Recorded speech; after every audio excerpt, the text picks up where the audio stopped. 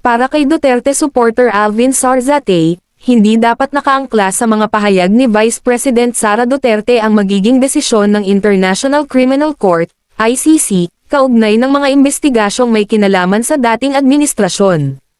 Ayon sa kanya, bagaman may karapatan si VP Sara na ipahayag ang kanyang saloobin, hindi ito dapat maging batayan ng anumang internasyonal na hukuman sa paghusga o pagdedesisyon. Binigyang diin ni Zarzate na dapat manatiling patas, maingat, at makatao ang proseso ng ICC, lalo na sa yugto ng pre-trial. Aniya, mahalagang tandaan na ang pinag-uusapan ay buhay ng isang akusado, hindi ng isang napatunayang nagkasala. Dagdag pa niya, ang anumang hakbang ng ICC ay dapat nakabatay sa ebidensya at hindi sa mga pahayag na maaaring may halong emosyon o politika.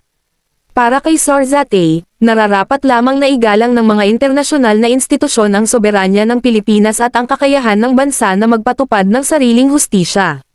Sa huli, nanawagan siya ng patas na pagtingin at paggalang sa karapatan ng bawat Pilipino, kabilang na ang mga pinangalanang opisyal, hanggat hindi pa napatutunayang may kasalanan sa mata ng batas.